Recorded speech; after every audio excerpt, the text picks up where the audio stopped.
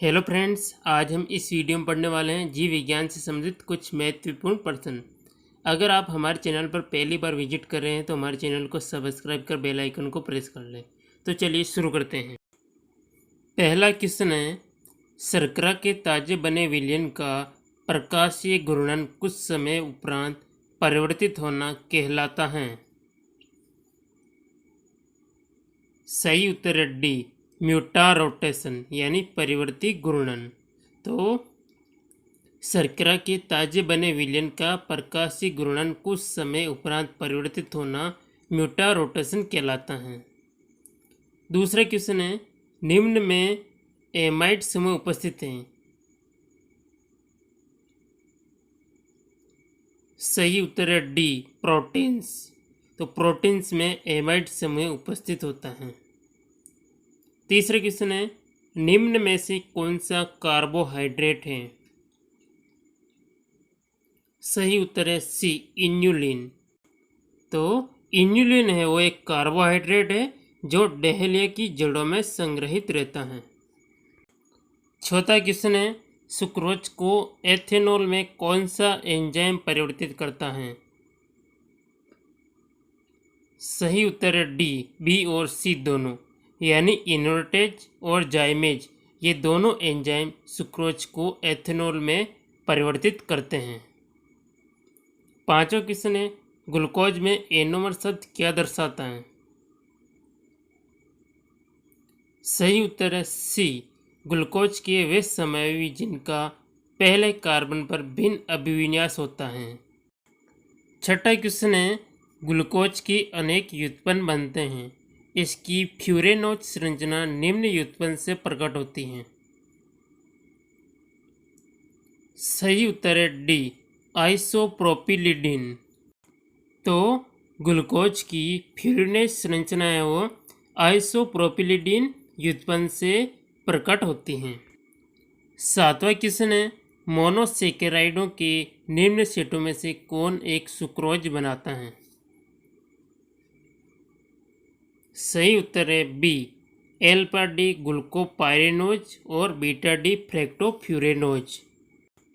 तो alpha D glucopyranose और beta D फ्रैक्टोफ्यूरेनोज, ये दोनों मोनोसेकेराइड इकाइयाँ एक सुक्रोज का निर्माण करती हैं। आठवां क्वेश्चन है, एक प्रारूपिक कार्बोहाइड्रेट में जो दो क्रियात्मक समूह प्रदर्शित होते हैं वे हैं।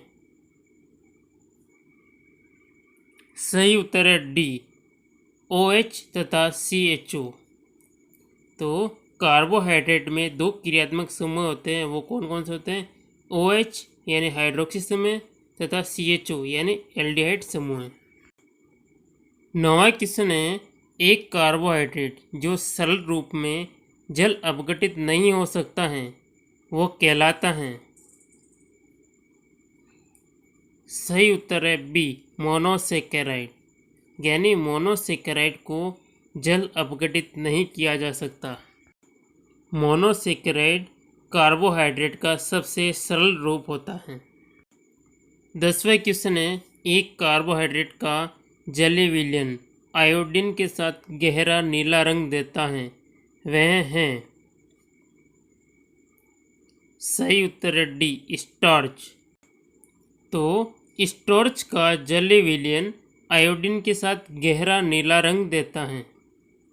11वां क्वेश्चन है, ग्लूकोज परिवर्ती घूर्णन यानी म्यूटोरोटेशन दर्शाता है यदि विलायक हो। सही उत्तर है सी, उदासीन। तो उदासीन विलायक में ग्लूकोज परिवर्ती घूर्णन यानी म्यूटोरोटेशन दर्शाता है। 12वां क्वेश्चन है, कार्बोहाइड्रेट यौगिक को बनाने में आवश्यक होते हैं। सही उत्तर है बी, 3 कार्बन। तो कार्बोहाइड्रेट यौगिक बनाने के लिए 3 कार्बन आवश्यक होते हैं। उदाहरण के लिए ग्लिसरॉल्डिहाइड, इसमें 3 कार्बन परमाणु होते हैं। 13वां क्वेश्चन है, जब स्टार्च का जल अपघटन एमाइलेज उत्प्रेरित करता है तो अंतिम उत्पाद प्राप्त होता है। सही उत्तर है सी, माल्टोज।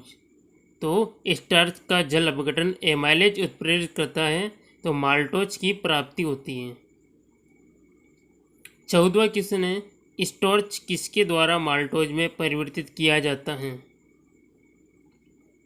इसका सही उत्तर है डी, डायस्टेज। तो डायस्टेज के द्वारा स्टार्च है वो माल्टोज में परिवर्तित किया जाता है। 15वां क्वेश्चन है, मधुमेह से पीड़ित व्यक्ति अपने साथ हमेशा शर्करा का पैकेट रखता है क्योंकि? सही उत्तर है सी, ग्लूकोज तुरंत ही रक्त का शर्करा स्तर बढ़ाता है। तो मधुमेह से पीड़ित व्यक्ति अपने साथ हमेशा ग्लूकोज शर्करा का पैकेट रखता है क्योंकि ग्लूकोज है वो तुरंत रक्त का शर्करा स्तर बढ़ाता है। 16वां क्वेश्चन है, प्रोटीन की द्वितीयक संरचना को कहते हैं? सही उत्तर है डी, पॉलीपेप्टाइड बैकबोन का स्तर अभिविन्यास। तो प्रोटीन की द्वितीयक संरचना को इसकी पॉलीपेप्टाइड बैकबोन के सामान्य स्वरूपण द्वारा परिभाषित करते हैं। 17वां क्वेश्चन है, किस एमिनो अम्ल में एमिडाजोल वलय होती हैं? सही उत्तर है डी, हिस्टिडीन। तो हिस्टिडीन एक विशेष एमिनो अम्ल है जिसमें एमिडाजोल वलय होती हैं। 18वां क्वेश्चन है, हीमोग्लोबिन है? सही उत्तर है बी, एक ग्लोब्यूलर प्रोटीन यानी एक गोलिकाकार प्रोटीन है। तो हीमोग्लोबिन एक गोलिकाकार प्रोटीन का उदाहरण है। 19वें क्वेश्चन है, एमिनो अम्ल सामान्यतः ज्यूटर आयन के रूप में रहते हैं अर्थात उसमें होता है। सही उत्तर है बी, क्षारीय समूह CO2- तथा अम्लीय समूह NH3+। तो ज्यूटन आयन के रूप में एमिनो अम्लों में क्षारीय समूह CO2- तथा अम्लीय समूह NH3+ होता है। प्रोटीन को निम्न के द्वारा विकृतीकृत कर सकते हैं। इसका सही उत्तर है सी, ऊष्मा। तो प्रोटीन को ऊष्मा के द्वारा विकृतीकृत कर सकते हैं। 21वें क्वेश्चन है, एडेनिन सार निम्नलिखित में से किसका अंश है? सही उत्तर है सी, DNA तथा RNA। तो एडेनिन सार है वो DNA तथा RNA दोनों में ही पाया जाता है। 22वें क्वेश्चन है, निम्नलिखित में से किसके क्रम में परिवर्तन होने पर DNA में म्यूटेशन होता है? सही उत्तर है ए, क्षारों में। तो नाइट्रोजन क्षारकों के क्रम में परिवर्तन होने पर DNA में म्यूटेशन होता है। 23वें क्वेश्चन है, कोडॉन किसमें उपस्थित होता है? सही उत्तर है बी, mRNA। तो कोडॉन है वो mRNA में उपस्थित होता है। 24वें क्वेश्चन है, निम्नलिखित में से कौन सा एमीन हार्मोन है? सही उत्तर है सी, थायरोक्सिन। तो थायरोक्सिन है वो एमीन हार्मोन है।